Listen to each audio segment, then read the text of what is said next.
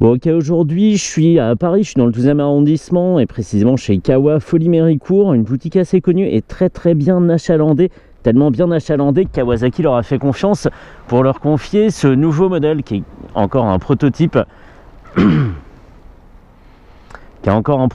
C'est la Kawasaki ZE1 parce que c'est le premier véhicule électrique de la marque ou peut-être parce que c'est un équivalent 125. Le moteur développe 9 kW, ça fait 12 chevaux équivalent thermique pour un poids total à emmener de 135 kg.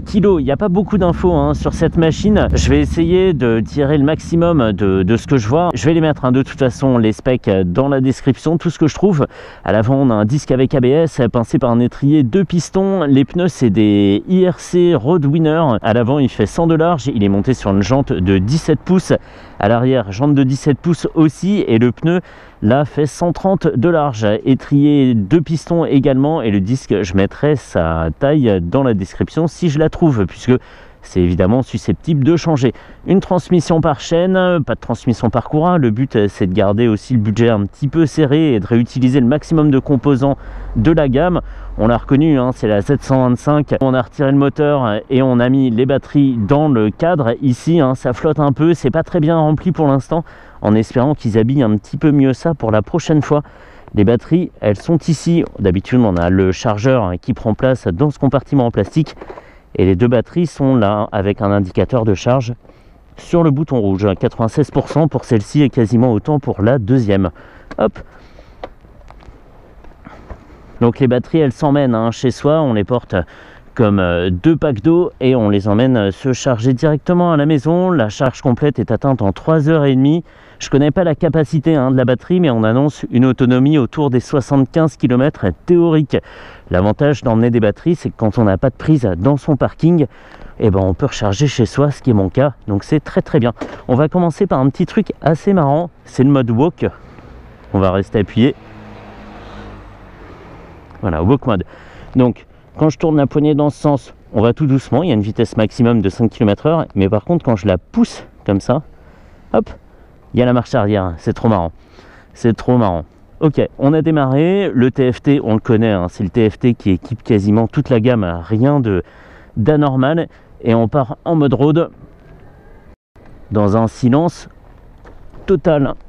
On n'entend pas la chaîne fonctionner, je le précise, parce que plutôt que d'avoir une courroie, ils ont choisi d'avoir une chaîne, et sur un véhicule électrique, ça peut être gênant pour le bruit que ça fait en fonctionnement, puisqu'on n'a pas le bruit du moteur pour cacher tout ça. Mais là, pas de cliquetis, pas de bruit, c'est vraiment imperceptible. Alors Kawasaki a fait le très bon choix de ne pas mettre les deux freins sur des leviers, donc il n'y a pas de levier gauche, il y a une pédale de frein comme sur une moto classique, donc pour ça on n'est pas déstabilisé, et le frein avant sur le levier droit, tout ça c'est normal. Donc rien sous la main gauche, rien sous le pied non plus, pas de sélecteur évidemment, tout est automatique. Et un petit bouton en plus qu'on va pas se priver d'utiliser, c'est la fonction e-boost, c'est le bouton vert qui est ici et qui va s'afficher là. Voilà, ça remplit la barre de boost et on peut démarrer comme ça à pleine puissance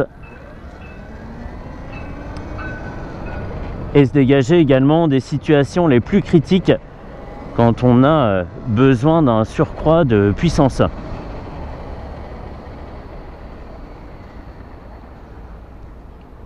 C'est super calme, c'est tranquille. Le gabarit on le connaît, c'est purement la Z125. Comme je le disais, j'ai pas trouvé beaucoup de données techniques, mais la hauteur de selle est parfaite pour tous les gabarits. Moi je fais 1m73, je touche parfaitement des deux pieds à plat et j'ai les genoux encore un peu pliés. Mais c'est pas des peupliers ça, c'est des marronniers ou des châtaigniers, non? Bref, je fais cette blague à chaque fois, oui c'est possible, enfin à chaque fois que j'ai les genoux un peu pliés en tout cas. Pour la ville on est tranquille, on atteint tranquillement une vitesse de 50 km/h sans trop y penser, il n'y a pas de quoi se mettre en danger ou mettre en danger les autres. Naturellement on perçoit qu'on est au bon rythme et quand on regarde c'est ça, 49-50 km/h. La moto est très naturelle à conduire, même pour quelqu'un qui n'aurait jamais posé ses fesses sur une électrique, ça se fait vraiment tout seul. C'est une transition toute naturelle entre le thermique et l'électrique, déjà parce que l'environnement est connu, Tout ça, ce sont des Komodo Kawa, un écran Kawa, une présentation d'eux-mêmes. Quelque part, ça a un côté rassurant. Ça efface déjà une bonne partie de l'appréhension qu'on pourrait avoir.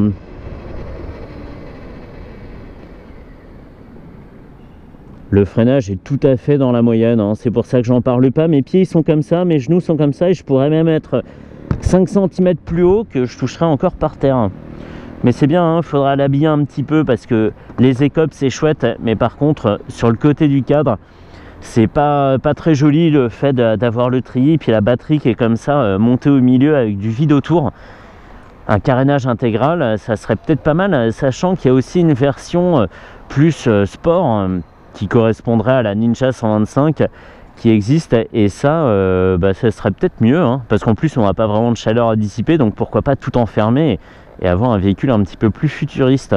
On clignote, on clignote. L'écran, on va en parler. Au centre, on a la vitesse. Au-dessus, on a la jauge de boost, ce qui est très ludique hein, comme affichage. C'est assez drôle, on se croirait un peu dans un jeu vidéo quand justement le boost est rechargé et qu'on sait qu'on peut appuyer dessus.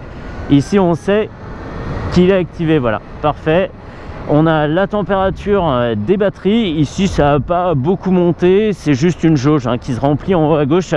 Et en parlant de batterie, on a par contre une jauge par batterie, ça c'est très bien, une jauge à gauche et une jauge à droite, divisée en 6 segments, sachant qu'il va d'abord pomper dans la batterie la plus chargée avant d'atteindre un certain niveau, et ensuite pomper dans les batteries de façon similaire. On a l'heure en bas à gauche, on a aussi une autonomie estimée hein, ici de 41 km. Elle va s'actualiser hein, parce que entre temps il y a eu la charge, il y a eu voilà, une remise en route de la machine, et puis il faut aussi qu'il apprenne de mon style de conduite pour faire une projection de la consommation estimée. Cette machine a déjà pas mal roulé, on a un totaliseur, il affiche 232 km. Si on veut changer les infos, c'est directement sur l'écran. Ça, je trouve ça toujours un petit peu dommage puisque ça m'a fait quitter la main gauche, même si on en a moins besoin sur une électrique, c'est quand même dommage. Et là on sait qu'on consomme, c'est la conso instantanée au 100 km. Donc là on va se stabiliser hein. Là je suis en charge parce que ça monte légèrement, ouais. Et là je vais être en descente, pas de peau. Bon, en gros là on est à 50 km/h, on est à 4,3 kWh au 100 km. Il va falloir s'y faire à ça, hein, faire des conversions rapides avec l'équivalent en essence. Et en moyenne, on est à 5,7 kWh au 100 km. Ok, et le range, parfait. Et ça, c'est pour l'afficheur du bas, donc un trip A, un trip B et un totaliseur. C'est complet, il y a tout ce qu'il faut. Hein.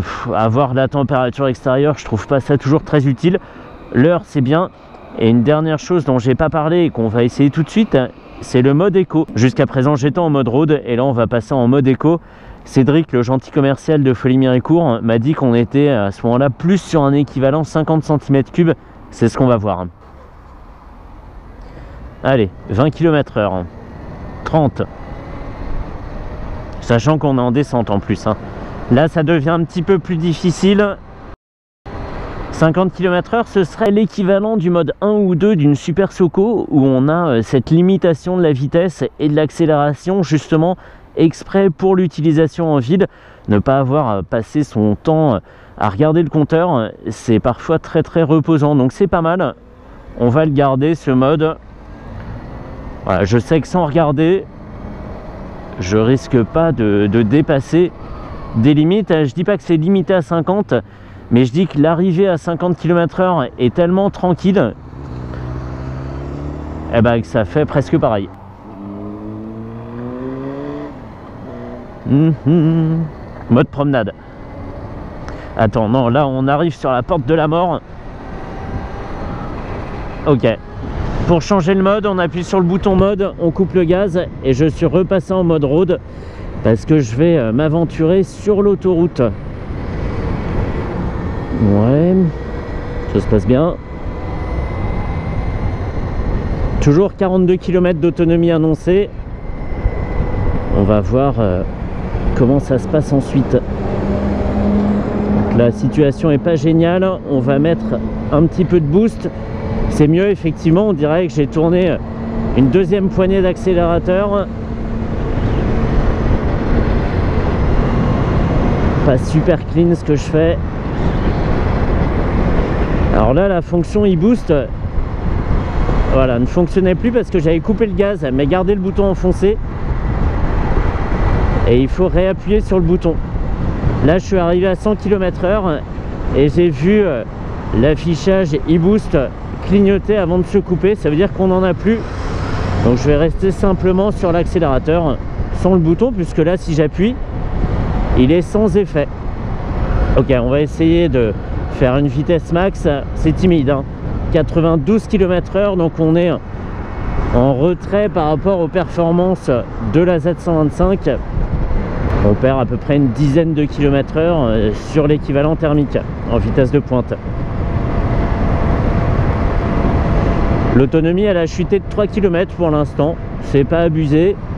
4 km, on est à 38 km restants. Je suis très content de l'avoir trouvé cette machine. J'ai vu ça hier et je me suis dit mais c'est pas possible, on doit pas parler du modèle électrique de Kawa, c'est pas possible qu'il soit déjà là.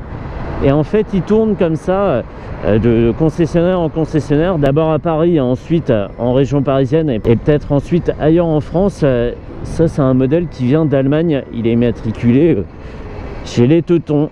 C'est convaincant hein, comme produit, sachant que c'est pas le produit final, hein. On imagine que Kawa va recueillir tous les besoins, les griefs pour améliorer le modèle et en faire une version aboutie. Peut-être dans 6 mois, on aura quelque chose d'un peu mieux travaillé, mais jusqu'à présent, j'ai pas trouvé à y redire, hein. Juste la présentation de cette batterie perdue dans le cadre, qui n'est pas très heureuse, mais esthétiquement, on retrouve tout à fait la griffe du constructeur.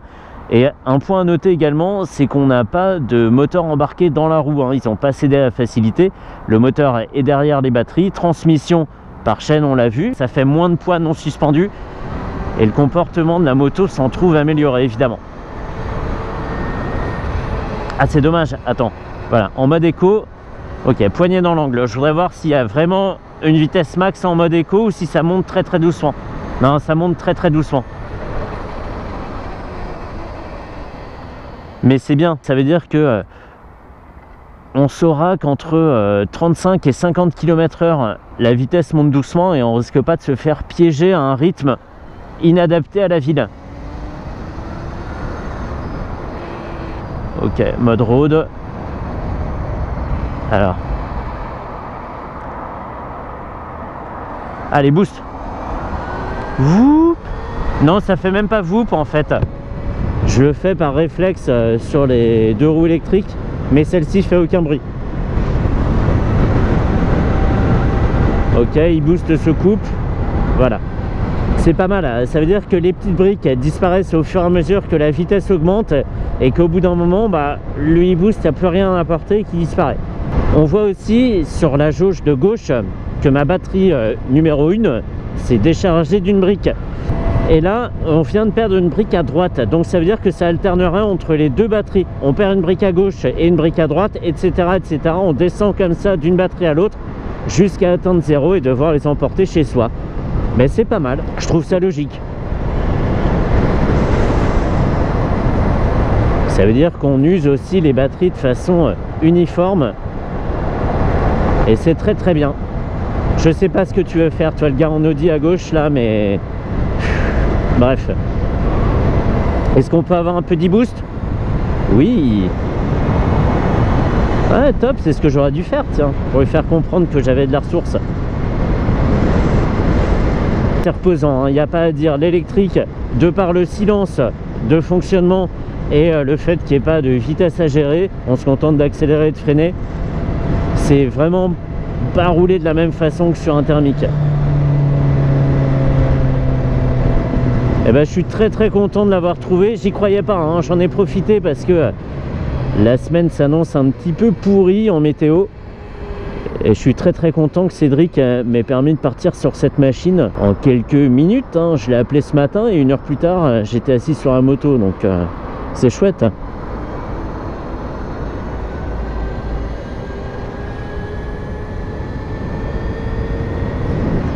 Elle est saine, hein, ça s'emmène bien. Sur l'angle, on est bien. Il n'y a pas de poids qui se projette anormalement comme ça et qui ferait pencher la moto d'un coup. Les masses sont quand même très bien réparties. Elles sont pas réparties particulièrement bas, mais elles occupent bien le milieu du cadre et c'est très agréable à conduire. La petite serrure, tu vas rentrer, oui, c'est pas possible ça.